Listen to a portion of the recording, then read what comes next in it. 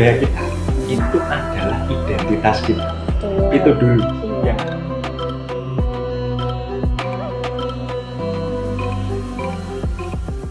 yang Halo guys, kali ini kita Kaulo Jogja lagi ketemu sama seseorang yang bisa dibilang masih muda tapi udah banyak prestasinya nih. Kira-kira siapa ya? Udah ada yang tahu nggak nih dari preview yang udah kita siapin?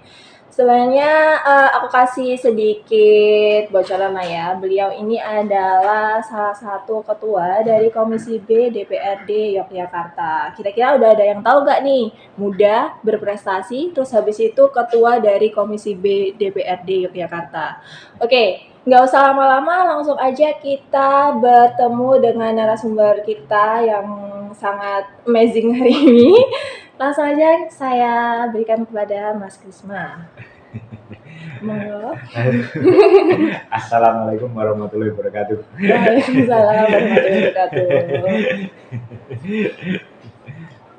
Apa nih yang perlu saya sampaikan di awal? Perkenalkan dulu aja Mas. Perkenalkan dulu ya. aja. Iya. Saya Krisma. Di DPRD ini itu diberikan tugas amanah oleh masyarakat itu untuk jadi pimpinan Komisi B DPRD di Kota Yogyakarta ini. Nah, Komisi B itu secara umum itu membidangi perekonomian, sehingga ketika kita bicara bidang yang diampu oleh Komisi B, lalu ada yang namanya mitra kerja.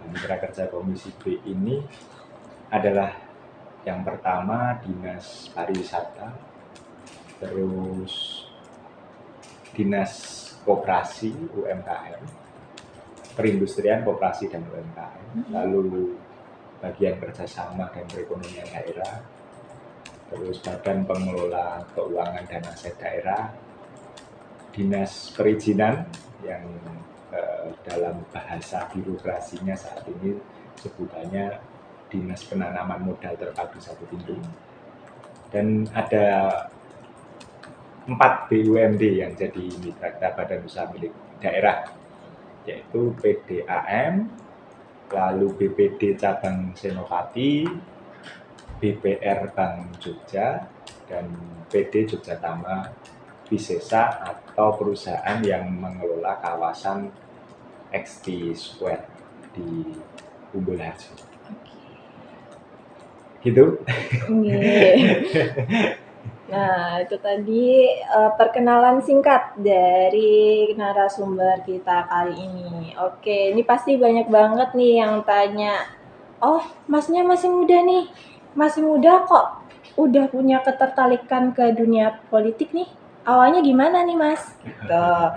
Jadi boleh diceritakan oleh Mas Krisma gimana awalnya bisa tertarik kepada dunia politik? Nah, kira-kira pertanyaan-pertanyaan ini tuh sering saya temui dan kadang saya jawab agak bercanda awalnya. Itu saya jawab begini, emang kalau kita mau masuk politik harus nunggu tua dulu. Benar. Tapi begini, memang mindset anak-anak muda begitu, yang itu tentu ke depan harus kita rubah ya. Itu partai politik atau kita mau masuk ke dalam politik itu biasanya diisi oleh para senior,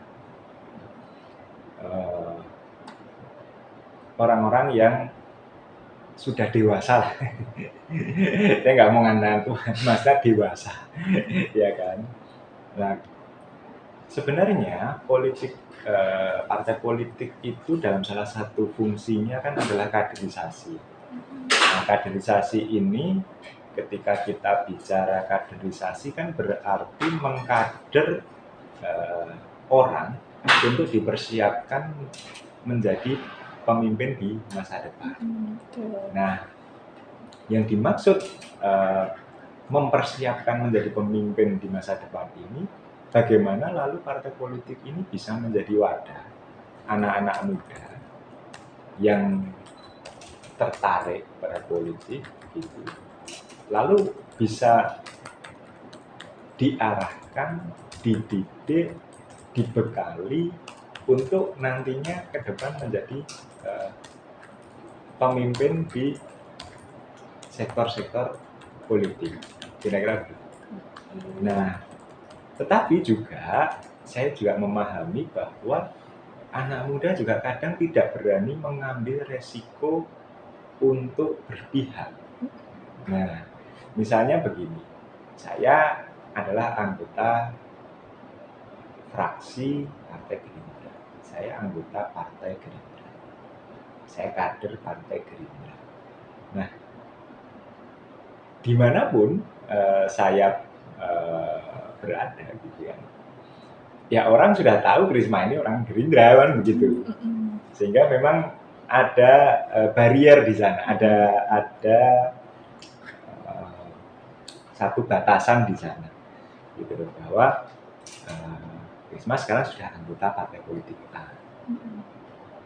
Tapi juga itu juga tidak menjadi persoalan sebenarnya ketika generasi muda ini menyadari bahwa apa salahnya masuk partai politik, apa juga salahnya masuk organisasi, misal organisasi yang sifatnya itu organisasi bisnis seperti HIPMI, ya, Himpunan Pengusaha Muda, Kamar Dagang Indonesia, Kadin, dan lain sebagainya, sama saja. Cuma yang partai ini adalah organisasi politik, organisasi partai politik.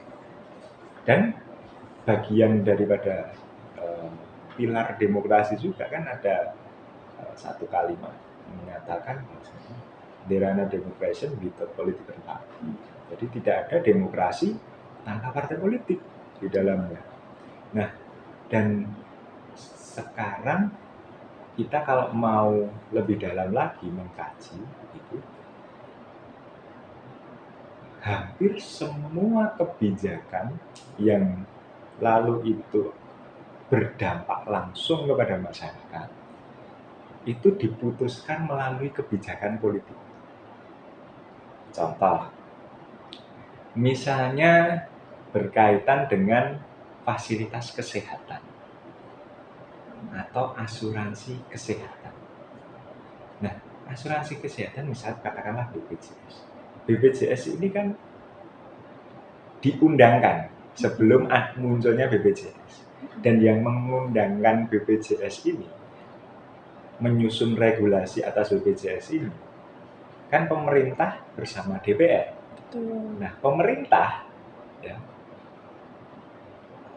presiden sekalipun, itu kan bagian dari organ partai politik.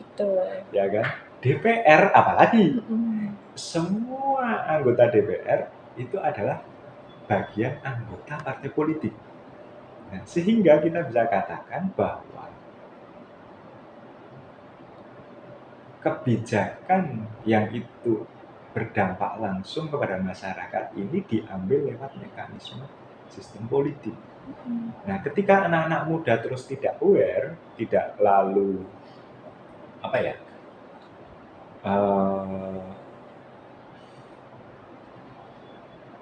tidak ada kepedulian begitu terhadap politik, ya lalu siapa nanti ke depan yang akan menjadi bagian daripada merumuskan peraturan-peraturan yang itu akan menguntungkan bagi masyarakat, kan begitu. Kalau misalnya kita anak-anak muda yang masih bisa dikatakan tidak memiliki sejarah dosa politik, lalu bisa dikatakan adalah masih murni, lalu masih bersih, tidak lalu masuk ke dalam politik, kan nanti politik dikuasai orang-orang jahat. Nah, kalau politik sudah dikuasai orang-orang jahat, kebijakan yang nantinya juga akan berdampak kepada kita sendiri itu diambil oleh orang-orang jahat itu sehingga tidak menguntungkan ya bagi kita sendiri, bagi keluarga kita sendiri, bagi teman-teman kita, mungkin bagi sekeliling kita, tetangga kita, daerah kita. Kalau kita mau mewarnai kebijakan, ya pada saat itu saya berpikiran, ya kita harus masuk ke dalam sistem ini supaya kita bisa mewarnai kebijakan.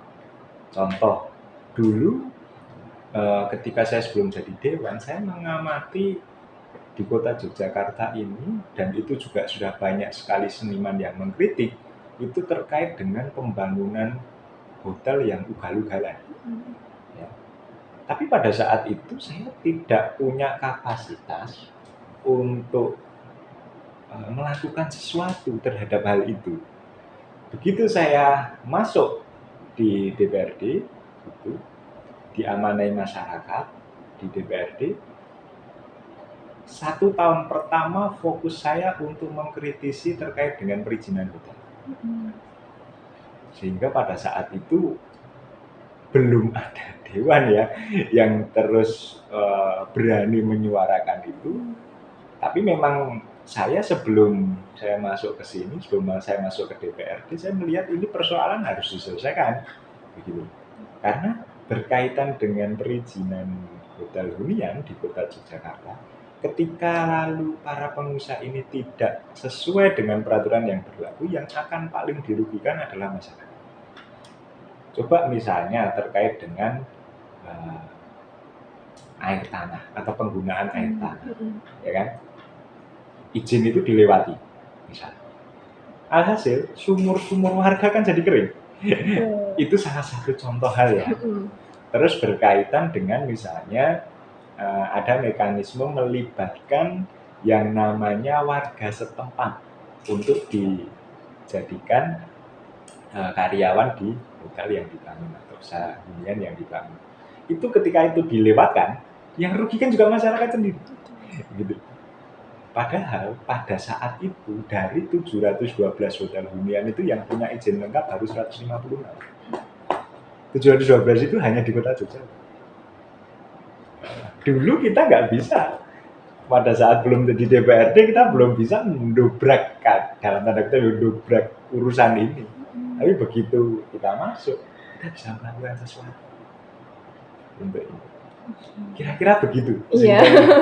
Kenapa kok terus tertarik begitu? Kita mau jadi apa? Pengusaha. Kita punya uang 5 miliar. Belum tentu kita bisa menyelesaikan persoalan ini.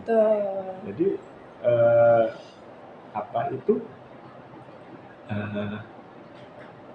politik kalau bagi kita yang anak-anak muda adalah kita bisa melakukan sesuatu yang lebih besar daripada sebelum kita masuk. Kalau saya sesuai dengan itu. Jawaban yang sangat luar biasa dari Mas Krisma. Oke, kita langsung move ke pertanyaan selanjutnya. Kan saya ngeliat di konten-konten Instagramnya Mas Krisma nih kayak mencerminkan anak muda banget. Targetnya itu untuk anak muda. Nah, itu ada alasan nggak sih Mas kenapa kok menjurusnya ke anak muda kira-kira? Yang pertama karena saya juga masih muda. Iya betul. Yang pertama itu tidak bisa dielak lagi. Yang kedua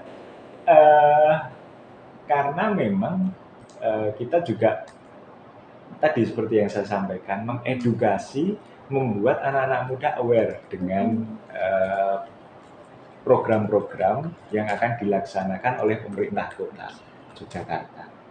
Kalau ada yang perlu kita kritisi, ya kita kritisi. Kalau ada yang itu sudah tidak perlu lagi kita kritisi, tapi benar-benar butuh dukungan daripada kita, ya ayo kita dukung bareng-bareng. Nah, kira-kira begitu.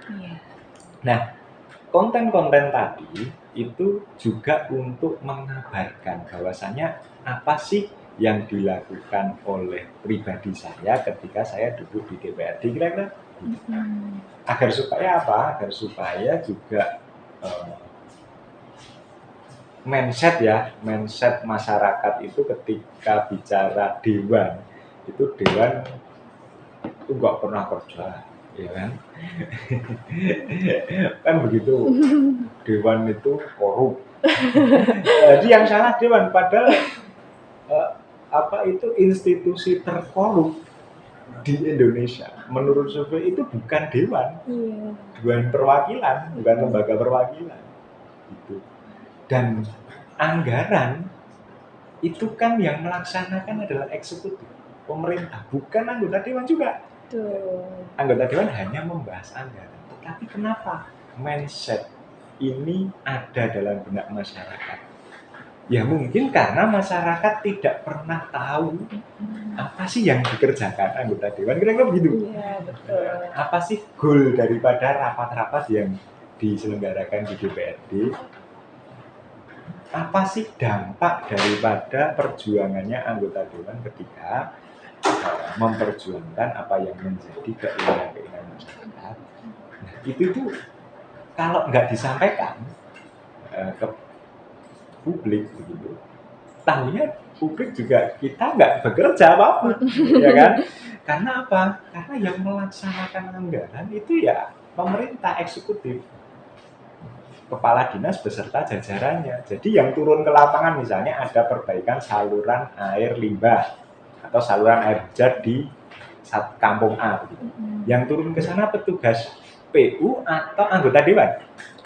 Petugas PU. Nah, mindset masyarakat yang kerja itu petugas PU. Padahal anggaran untuk memberangkatkan mereka ke sana yang ngesahkan siapa? Yang mengabarkan kalau di situ ada persoalan terkait dengan saluran air hujan siapa?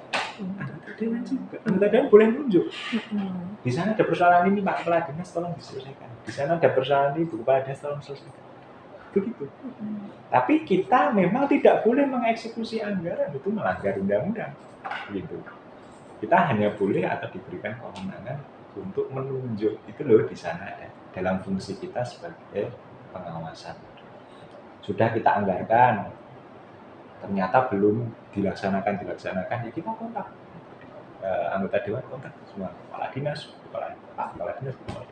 Kok dulu yang sudah kita sepakati anggarannya kok belum dilaksanakan untuk misalnya revitalisasi paving blok di daerah A di RW sekian kelurahan ini kok belum dilaksanakan? Kok segera dilaksanakan karena warga sana A, B, C, D, F. Kira-kira gitu untuk mengabarkan saja bahwasanya ya kita ini juga punya kerja loh gitu. Hanya itu. Dan nggak ada negatif thinking lagi. Karena kita juga diberikan yang sebenarnya diberikan amanah langsung kepada masyarakat. Itu kan dewan. Atau wali kota yang dipilih oleh rakyat gitu. Nah, sehingga masyarakat pun keluhannya apapun itu disampaikannya ke dewan, ya kan? Dari mulai ijazah ditahan sampai perbaikan gorong-gorong, nyampaikannya bukan ke kepala dinas, ke dewan. Karena itu tadi kita adalah wakil masyarakat yang dipilih oleh masyarakat. Sedang kalau kita bicara eksekutif atau pemerintah atau dinas atau personil dinas itu dengan mekanisme seleksi CPNS kan begitu. Mekanisme kita pemilihan langsung. Sehingga apapun keluhan jatuhnya ke kita. Jadi yang saya sampaikan dari mulai apa itu ijazah ditahan, ya klaim BPJS ya, urusan kesehatan, ijazah ditahan urusan pendidikan, BPJS urusan kesehatan, lari langsung ke urusan pekerjaan umum, perbaikan gorong-gorong. Yang masuknya ke kita semua, tapi ya itulah bagian daripada tugas dan fungsi kami ya.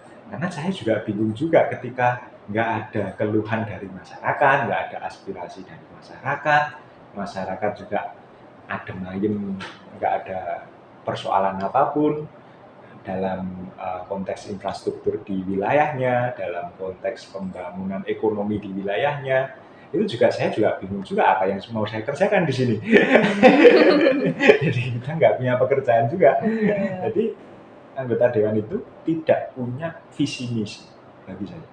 Visi misinya ya adalah apa yang disampaikan oleh masyarakat kepada kita. Saya itu nggak punya visi misi sebagai anggota dewan. Visi misinya ya apa yang disampaikan masyarakat, apa yang diinginkan oleh masyarakat, yang disampaikan kepada saya, ya itulah visi misi saya. untuk segera mensukseskan program itu, kan kira-kira begitu. Oke. Itu tadi pertanyaannya ya udah terjawab ya teman-teman sekalian, konten-kontennya kenapa kok begitu. Nah, untuk pertanyaan selanjutnya nih kan seperti yang udah Mas Kisma tahu, banyak banget anak muda yang suka banget sama berbau hal-hal luar negeri nih. Padahal bisa dibilang itu jauh dari melestarikan budaya kita. Nah, menurut Mas Krisma sendiri yang dibutuhkan anak muda supaya lebih aware atau lebih ada tumbuh rasa cinta tanah airnya itu seperti apa, Mas? Sebenarnya harus dipahami begini, budaya kita itu adalah identitas kita. Itu dulu yang harus terus dipahami. Kita ketemu orang ya, misalnya kita lagi di Jakarta gitu, ketemu orang, sembarang orang di jalan, tapi kita bisa tahu, sampean orang Bali ya, gitu. Terus orang juga pun bisa tahu kita, sampean orang Jogja ya Mas. Karena apa? Karena gestur budaya yang kita bawa ya, ke luar, sehingga orang itu sudah paham tanpa kita harus menerangkan kita ini dari mana. Orang sudah paham ini orang Jogja ini pasti. Oh ini orang Jawa Timur pasti. Oh ini orang Bali pasti. Gitu. Oh ini orang Padang. Oh ini orang Lampung. Gitu. Orang udah tahu ini orang Aceh. Ini orang Papua. Karena apa? Karena budaya kita yang kita terus pegang dimanapun kita berada. Nah, keanekaragaman ini kan terus menjadi kekayaannya bangsa Indonesia. Keanekaragaman bahasa, budaya, suku, kan begitu. Nah, ini menjadi terus kekayaan kita yang terus nanti harus secara estafet itu bergulir kita jaga terkait dengan kelestariannya. Nah, saya juga tidak memungkiri. Saya ini kan, saya abdi dalam. Abdi dalam saya kalau di keraton ngantor di Parentahagen. Parentahagen itu semacam kementerian dalam negeri kalau di negara ini, ngurus personil, gitu ya, administrasi personil. Nah, saya sebagai abdi dalam merhatikan nggak saya budaya luar juga? Ya memperhatikan juga. Misalnya sekarang baru tren drama Korea. Saya juga nonton drama Korea. Cuma apa? Ya terus saya melupakan akan Korea juga tidak juga. Gitu. Tapi rata-rata apa pesan yang disampaikan oleh katakanlah kita bisa katakan misalnya drama Korea yang disampaikan di dalamnya itu semua kan culture. Makanannya, cara makannya, kadang sejarahnya, bahwasanya dulu adalah kerajaan ini bla bla bla, dulu kependudukan Jepang di Korea bagaimana, disampaikan semua itu culture mereka, cara berpakaian mereka bagaimana, cara mereka menata rambut bagaimana, cara mereka hidup bagaimana, lalu culture itu sampai ke sini, gitu. Itulah sebesar itu kekuatan budaya. Suatu saat nanti bisa jadi budaya kita yang terus akan sampai ke dunia luar. Ada restoran Padang di Washington, ada juga di Amerika. Restoran Padang. Ada restoran Padang di Australia. Nah, kayak begitu loh.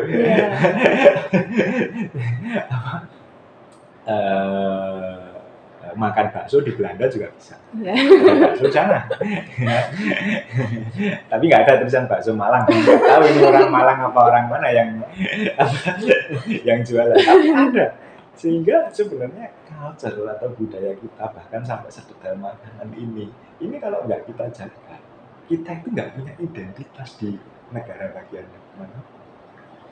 Sehingga ketika kita jaga, lalu bahkan nanti budaya kita ini bisa menjadi kekuatan, kita bisa promosikan di kancah internasional.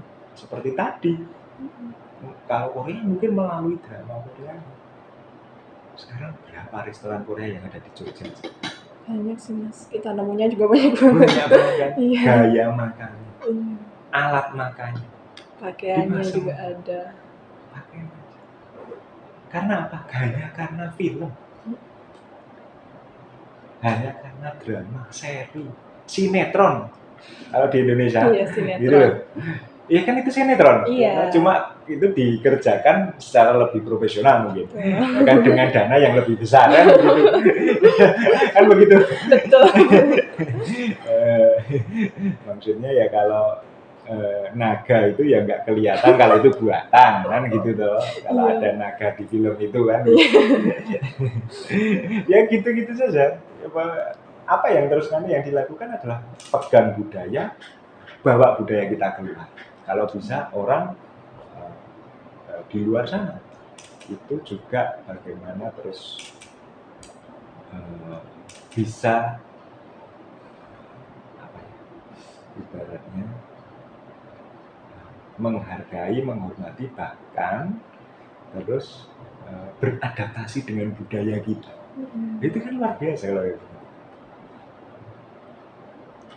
Itu yang menurut saya harus dipahami ya oleh anak-anak muda. Kita harus juga loyal kepada budaya kita, karena yaitu tadi identitas kita ya di situ. Oke. Itu tadi dari penjelasan dari Mas Kisma, kira-kira ada pesan apa yang ingin disampaikan kepada anak muda zaman sekarang oleh Mas Kisma? Wah, banyak ini kayaknya.